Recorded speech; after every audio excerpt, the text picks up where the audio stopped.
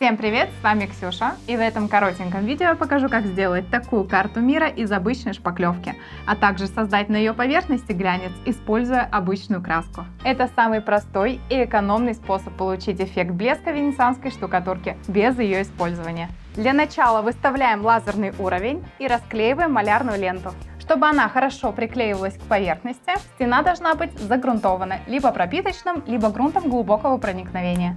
Готово! Теперь нанесем кварцевый грунт. Делать я это буду при помощи валика с длинным ворсом. Грунт нужно наносить короткими, разнонаправленными движениями, стараясь равномерно распределить песчинки по всей поверхности.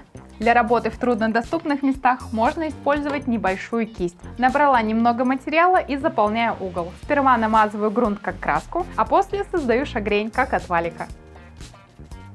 Закончила наносить кварцевый грунт и оставляю его на 12 часов. За это время он хорошо высохнет и песчинки не будут отваливаться с поверхности. После того, как кварцевый грунт полностью высох, можно приступать к созданию фактуры. Делать я ее буду из гипсовой шпаклевки. Вы можете применять полимерную, либо же готовую. Засыпала ее в воду и хорошо перемешиваю.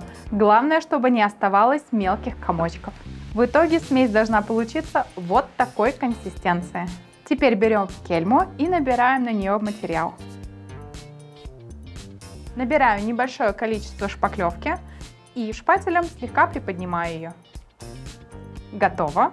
Теперь делаю отпечатки на поверхности. Во время этого процесса нужно немного вращать кельму, чтобы отпечатки получались более разнообразными. Обязательно убираем остатки материала с инструмента и наносим новый слой. Теперь можно продолжить нанесение. Вижу, что в этой области у меня получился слишком мелкий рисунок, поэтому начинаю отсюда. Пока шпаклевки много на кельме, делаю очень легкие касания, чтобы не получить слишком больших отпечатков. Когда большая часть материала распределилась, можно ускориться и прижимать сильней. Таким образом заполнила небольшой участок, далее очищаю кельму, чтобы можно было приступить к приглаживанию. Также нам потребуется распылитель с водой. Слегка смачиваю шпаклевку и начинаю разглаживать ее, двигаясь кельмой в разные стороны. Во время работы особо никуда торопиться не нужно. Старайтесь все делать максимально аккуратно и чтобы не было следов от инструмента. Заполнила центральный участок и пока шпаклевка еще не высохла, снимаю малярный скотч.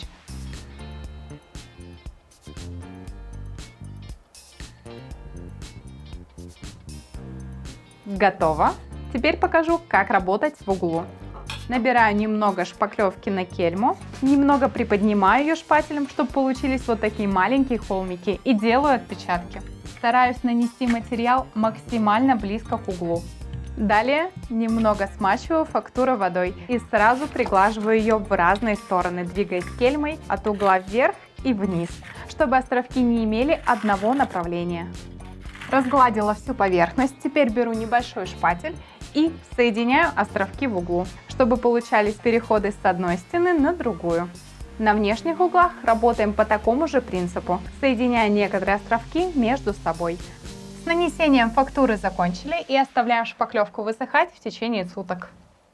При обычном освещении вершины островков кажутся гладкими и ровными, но если мы включаем боковой свет, то сразу проявляются все мелкие царапины и наплывы. Так как мы будем делать глянцевый вариант карты мира, то нам необходимо все эти неровности убрать. И делать я это буду при помощи 320 абразива.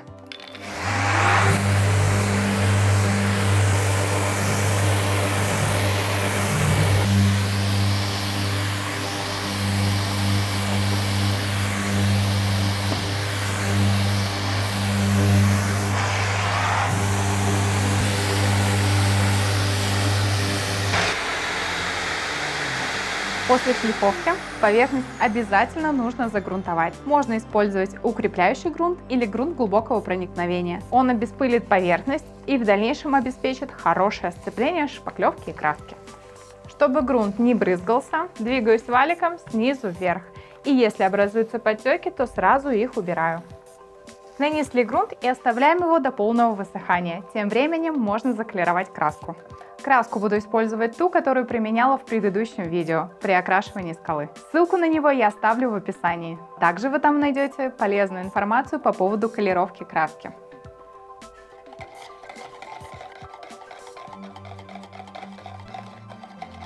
Хорошо перемешала колорант в краске и переливаю ее в ванночку. Так как фактура карты мира не очень объемная и на вершины островков краску нужно нанести как можно ровней, я буду использовать велюровый валик с коротким ворсом. Набрала на него материал и приступаю к окрашиванию поверхности. Краску наношу разнонаправленными движениями, чтобы было легче прокрасить все углубления. Эта краска не очень густая и достаточно хорошо перекрывает даже самые сложные участки в глубине фактуры. Если же вы используете другую глубоко матовую краску и она кажется густоватой, то можете ее разбавить водой до 10% от объема. Таким образом наносим краску в 3 слоя с межслойной сушкой, как указывает производитель. Я нанесла 3-й слой, пока видно, что он блестит, но после высыхания краска станет полностью матовой. Хоть мы и наносили ее валиком с коротким ворсом, все равно осталась небольшая шагрень, которую хорошо видно при боковом освещении. Сейчас мы ее убираем. Делать я это буду при помощи 320 абразива.